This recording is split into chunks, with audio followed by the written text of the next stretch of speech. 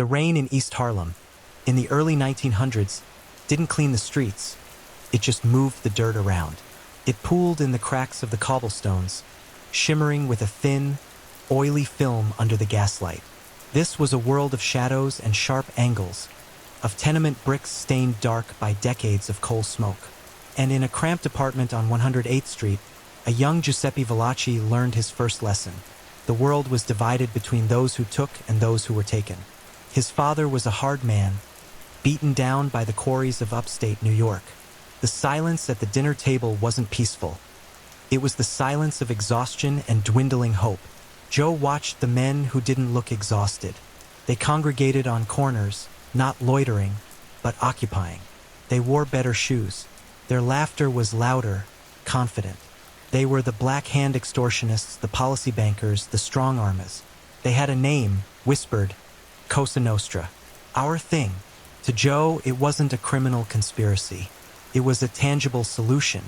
It was order. It was respect. He dropped out of school. Why read about distant kings when you could apprentice under a neighborhood prince? He started as a lookout, then a runner. He was strong, quiet, and reliable. He had no flashy ambition to be a boss. His dream was simpler, more profound, to be a member, to belong to the thing, to be insulated forever from the helpless fear he saw in his father's eyes. The Great Depression cemented his path. While honest men queued for soup, Valachi and his crew hijacked trucks. There was a brutal, clear logic to it. The law offered nothing. The family offered a share. His reputation grew not as a genius, but as a solid earner, a soldier who didn't ask questions and didn't lose his nerve. In 1930, his reliability caught the eye of a rising star, the formidable Vito Genovese. To be noticed was everything. It was the first step through a door most never even found. Initiation is a kind of baptism, not of water, but of blood and fire. The ceremony, when it came for Joe, was shrouded in ritualistic secrecy. A locked room, a table, a saint's card pricked until a spot of red bloomed on the paper. He held the burning image in his cupped hands and swore the omertà oath. If I betray the secret of Cosa Nostra, may my soul burn like this saint. The words were archaic, but the meaning was modern and visceral. The oath didn't just forbid talking to the law. It bound him to his new brothers above all else, above blood, above country, above God. He was given a new name, Joe Kago. He was now a made man. The feeling was one of profound, terrifying security. He was inside the ultimate club. The world outside, with its unpredictable chaos, was now held at bay by an invisible, formidable wall. He rose as Genovese's loyal driver and bodyguard. This was the heart of the machine. It wasn't all violence. It was a business. He collected tribute from bookmakers, oversaw card games, ensured shipments weren't bothered. He saw the architecture of it. The delicate balance of fear and favor, the silent partnerships with corrupt officials, the way a single look from a man like Genovese could settle a dispute that would take courts months to untangle. He also saw the absolute power of life and death. It was not wielded carelessly, but with a chilling administrative precision. A beef was discussed, not shouted. A decision was made not in anger, but in cold consideration of business. The order was given with a nod. The execution was carried out by someone with no personal stake. It was just work. This normalization of the unthinkable was the true glue of Cosa Nostra. You weren't a murderer. You were a soldier following a command from your government. And your government was the only one that mattered. Loyalty, Valachi learned, was a one-way street. It flowed upward, never down. His world became a gilded cage. The money was good, the suits, the cars, the deference in certain restaurants. But he lived under two constant, grinding pressures. The fear of the law from the outside, and a far more intimate fear from within. Vito Genovese was not a leader who inspired love. He cultivated dread. Paranoia was his operating system. He tested loyalties with impossible tasks, pitted men against each other, and listened always for the faintest note of dissent. Valachi, as a close associate, was both privileged and supremely vulnerable. He saw men disappear for whispers, for a perceived slight, for simply knowing something Genovese wished forgotten. The tension was a low hum in the background of every meeting, every social club gathering. The laughter was a little too loud, the handshakes a fraction too long. Eyes darted, calculating. Who was rising? Who was falling out of favor? A wrong word to the wrong person was a death sentence. Valachi navigated this like a man walking through a minefield in the dark, his only guide being Genovese's unpredictable moods. The breaking point came with a transfer. During Genovese's exile in Italy to avoid a murder charge, Valachi was placed under the capo of another family. It was a bureaucratic move, but in the feudal world of the mob, it felt like abandonment. He was no longer a protected soldier of a powerful boss. He was a borrowed commodity. And when Genovese returned to New York in the 1950s, hungry to reclaim his power, the atmosphere turned to ice. Genovese saw shadows everywhere, especially in men who had lived outside his direct shadow. Valachi, now adrift, became one of those shadows. The end began not with a bang, but with a series of silent, suspicious looks across a room.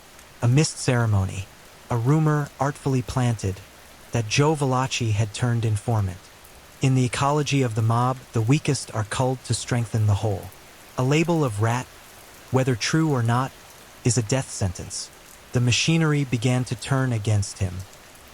He felt it in the averted gazes, the suddenly cold shoulders from men he'd known for 30 years. Trapped, he made a desperate, fatal error. Believing a friend was contracted to kill him, he acted first.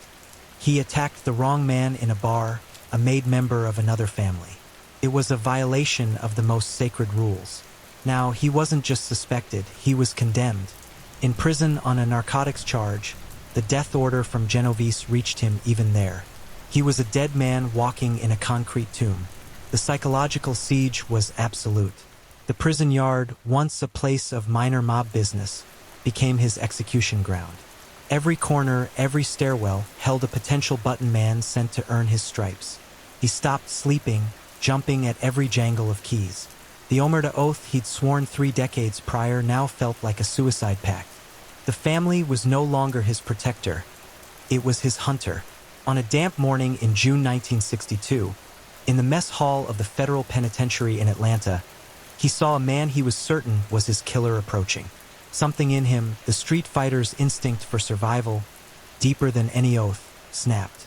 He grabbed a length of iron pipe and fought for his life. He killed the inmate who was, in a final cruel twist, not his intended assassin. Now he faced the electric chair for a murder the state could prove.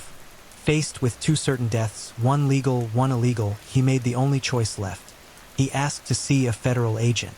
The words, when they finally came, didn't feel like a betrayal at first. They felt like a dam breaking. He started talking, slowly at first, then in a torrent. He gave them the one thing the government had never possessed. The true name. Not mafia. A romantic, foreign term. Bat Cosa Nostra. He described the structure, the rituals, the rules. He named names, from street soldiers to the kings. Genovese, Gambino, Lucchese, Bonanno, Prophesy. He drew the organizational charts. He made the phantom tangible. The Valachi hearings in 1963 were not a trial. They were a seance. In a stark Senate chamber, under the hot glare of television lights, this small, nervous man with a receding hairline and a thick New York accent summoned a ghost for all of America to see. He was not a charismatic witness. His voice was often flat, his manner that of a mid-level clerk explaining a dismal, violent business. That was what made it so devastating. The fantasy of the noble gangster died in that room, replaced by the banal reality of a murderous corporation. For the public, it was a revelation. For the underworld, it was an earthquake. Omertà, the sacred law of silence, had been shattered by one of their own. The reaction was a fury of denials and orchestrated silence. But the damage was irrevocable. The FBI now had a roadmap. The myth of invincibility was punctured. Joe Valachi spent the rest of his life in solitary confinement, a ghost in the system he betrayed. He died of a heart attack in 1971, alone. He was not a hero. He was a desperate man who chose to live, and in doing so, tore the veil off a secret world. His legacy is not one of valor, but of consequence. He turned the abstract concept of organized crime into a specific prosecutable reality. Every RICO case, every televised mob trial, every story of a made man flipping, they all carry the faint, echoing fingerprint of Joe Valachi, the soldier who, when faced with the absolute logic of Cosa Nostra's violence, decided to finally talk.